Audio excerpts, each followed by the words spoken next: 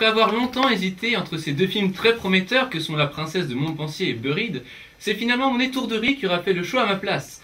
Et oui, je partais pour voir Buried, un film qui se déroule en intégralité dans un cercueil dont un homme essaie de s'échapper, mais malheureusement je me suis trompé dans l'horaire et je suis arrivé avec 20 petites minutes de retard. J'ai donc opté pour le film qui lui commençait 10 minutes plus tard, La Princesse de Montpensier, et je ne fus pas déçu de cet heureux hasard.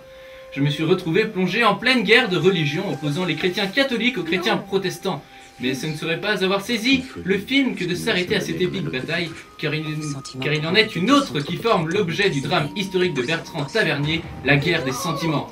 La passion est le maître mot de ce film. Ah, l'amour, qui s'il n'est pas synonyme d'harmonie, est alors synonyme de tension, de haine, de jalousie et de lutte.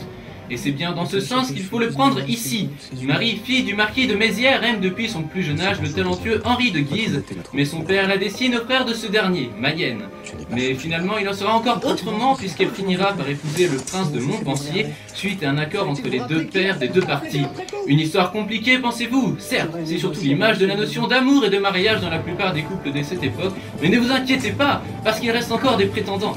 Marie, devenue la princesse de Montpensier, tente d'oublier son amour pour Henri de Guise et y parvient, à l'aide notamment du comte de Chabannes, fidèle ami du prince de Montpensier, qui lorsque tous les seigneurs sont appelés à combattre pour le roi contre les Huguenots, reste auprès de la belle Marie pour l'éduquer. Belle, c'est justement l'un des traits de la princesse qui fera flancher le précepteur jusqu'à ce qu'à son tour il tombe amoureux. Mais ce n'est pas fini, un autre prétendant, le duc d'Anjou, futur Henri III, qui je tiens à le préciser, est très bien représenté dans le film, tombe lui aussi sous le charme de la charmante Marie de Montpensier. Mais alors, dans cette histoire, vous brisez le cœur, qui sortira vainqueur et surtout, vers qui le cœur de celle qui est l'objet du désir de tous va-t-il se tourner? Eh bien, réponse dans vos salles de cinéma.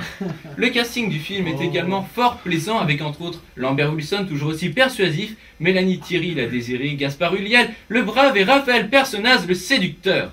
Le petit point négatif sera pour Grégoire Le Prince Ringuet, qui interprète le rôle du prince de Montpensier, qui je trouve a une prestance et un timbre de voix qui ne collent pas vraiment avec son personnage. Sinon, les costumes sont sublimes, les paysages majestueux, la musique féerique et surtout, les enseignements du comte de Chabannes sur la présence réelle dans l'Eucharistie ou la foi sont particulièrement intéressants. Clairement, chers auditeurs, prenez votre destrier et chevauchez rapidement vers une salle de projection à Troubadour. Je vous souhaite moult plaisir pour la semaine à venir. Adieu!